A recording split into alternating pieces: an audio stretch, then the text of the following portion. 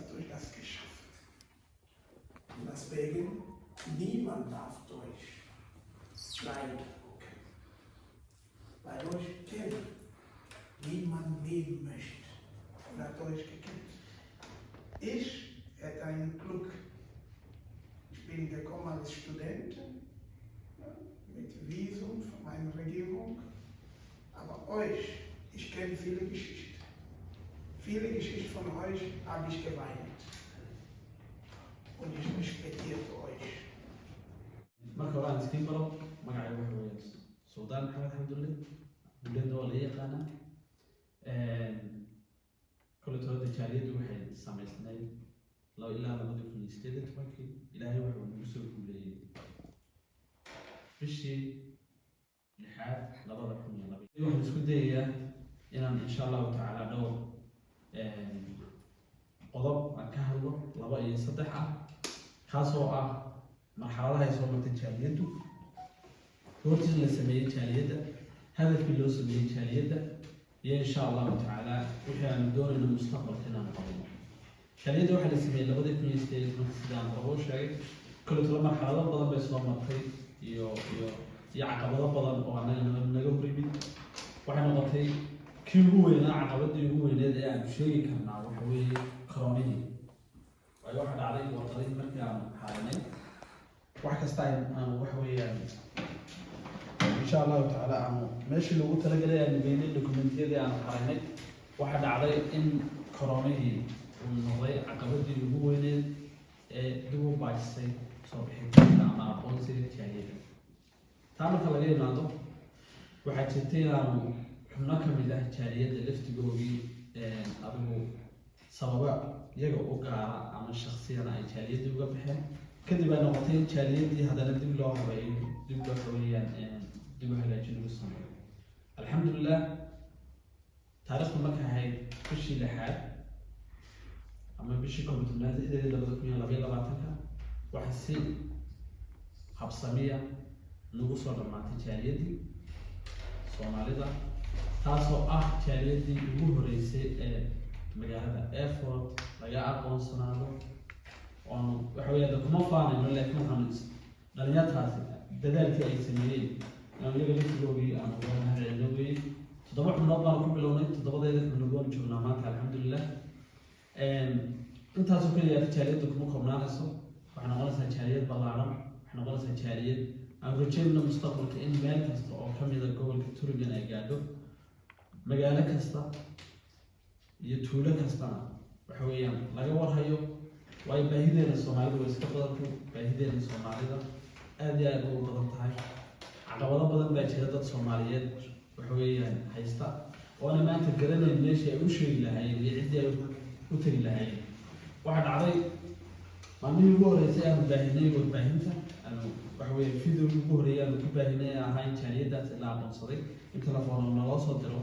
kuwaas oo ah walaalayaal waxa weeye dhibaataysan isku daynaa inaan xal u helno insha allahu tacaala innagana waxay noo ballanaa isku duubsanaa wada shaqayn والسلام عليكم ورحمة الله وبركاته. مدرنا هذا الصوت صار يعني صوت هذا الضبط ويا يعني اللي نفتي من حالة ولا شغالي احنا رجعنا نعم حويا مركلة يكون أنكرة وكان كبلعنا نسول معنا. السلام عليكم ورحمة الله وبركاته. لما تيجي هي بعد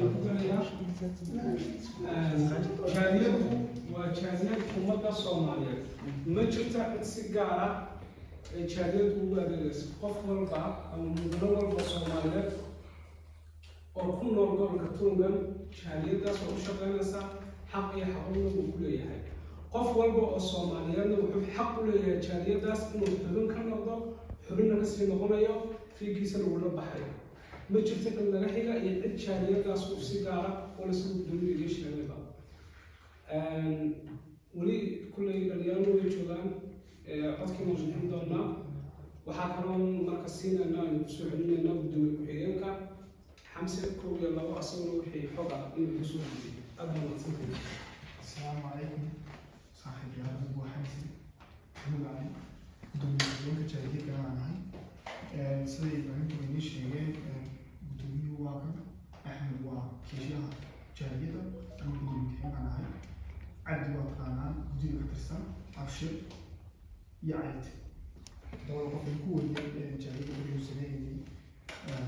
ayaynu nahay sababta aan u sameynay jaaliyada ama aysato waxaan jaaliyadu qabanaysay kolley soomaalida dhexdeedii dadku way istuuliyiin waxaa laga hadlaa waxaan jirin jaaliyada sameydkaygu waxa ay tahay aynan dheerayn kana gaarnayn wax kula annaga dhexdeedaas inaynu isku rayweedaasino talabaad inaynu yeelano qasnad aan bil kasta wax ku shuban karno oo annagu dhexdeena isku caawayno waa marka hore dowladda marka annagu aynu yeelno habkaa wanaagsan oo bil kaste dadkii dibangeeyey ay jaaliyadii 5 euro ku shubanayaan in annagii waqtiyadeenu wanaagsan ee ciidda oo kale ama aan wada hadal iyo rayweedaarsi ugu baahan intaynu kubadiyada ku sheekeysanahay aynu hoy u furan karno aan ku wada hadli karno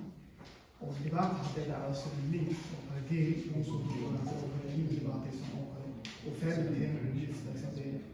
waxaa dhacdo in badanaa wiilka saaxiibkii la degay ama wiilku yaqaana dhanka lagu kaado intaa waxay soo noqotay laakiin jaaliyadu waxaynu leedahay intaa way dhaafaysaa oo qofkii midkii uu ka tirsan yahay jiraan jaaliyadu dhaxdada وشيء ورق أنا لا أقدر عليه وكرتب وكذا فكحلو يعني قاعد أضرب كرتب وتجنا لكن بكرة بيصور له بس بيسكي وكان عارف لا أنا مسؤول عنها لأن هذا الأدين يفهم في سنتين حلو كده وقاسوا كلا أنا وقت ما سكرنا أنت يبيها له ويقول له مثل شاف الأسلحة بدعنا أدير أو عنها ومثل شافوا كتسين قرارات أتنا بولاركين أو بولاركين وبالكستة شو تايرو فيديو كان تكوش منه يلا أنا مستعد عاوش أقول مثال يتوجهنيس مهم بولارس ما أنت واحد سكوتي من الجماعتي وحايتهم ورشة إني كلامنا حكيلو كنت كو لا إني استراليسان استراليسان تقول بيجتا مثلا دار جديد لا أقول لكن في وقت كوش وهذا يقول لك هذا ما هو جديد بس official إني استراليسان وطبعا لكن سيحنا سواء وقعات إنجليش جديد ولا كم مسلمين تقول يعني لا يمكن تخسر حاجة كل أي موضوع لاحظ تبعني وحينوش تجري وتصلوا بتفاصيل نوش هيك فرق كده على المسؤولين ده وكله سيدا حدا من الحوار عن طبعا هي طريقة عايز أصلا سيدنا وفجأة أي واحد تاني لكن شو كده طلعوا كل سنة قالوا لنا وهو أصلا تصور ولا سنة على الهي وأنت معي كل بيسي سوق عيد بيسي حاسوا كل يقول هذه دولتها وجالية المسلمين مكي هوريتو waxaan u sameynay horta waxaan kasoo jeeda waa Djibouti waraggii ugu jiray gobolka deganay ku raadi way rabiyaan Mustafa iyo ragii raggaas iyo jaaliyada Soomaaliya dadkan sameynay waa jaaliyad jirtay waa Mustafa iyo taariikhdii ay hore u bilaabeen markii bareerta xuquuqda ka dhacday abdi aan ku sameeyay aqal abdi marka ay dhalinta qaarkoodina way xanaaqeen oo kulliisa ogtihiin way kulmeen inaan dhexdeeda haydo المهم هو الصومالي شو هو فرحان وهو ممكن الصومالي وكله الصراع واحد تفرح اللي اسمه بيسي فعلها وكان حلوانه وعلى ما هي الصومالي ما هي الصومالي ممكن إنه لو الواحد يجي يسمع ما كان كائن النقطة ورشة عن دوران إنه هتدور تجود يبقى مجالون كتير معتها تكتيك جديد من الموضوع لذلك السنة اللي على كان جول أنا قف إنه وكان بعد جار أو كان قف مسؤولية حاجة سير قدرته وجديد كتسان كانوا هندسوا هذا الموضوع سنة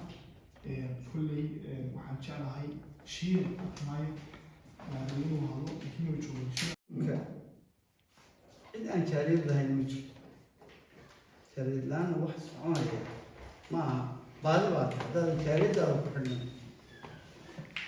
ودوا المشاهد والله بتقول بدون marka waxaan aad ugu faraxsanahay aan doonayay in farxaddeeda wadaagta taariikhdii Soomaaliyeed ay meesha ay ku dhantahay waxa la wixii Soomaali ku hadlay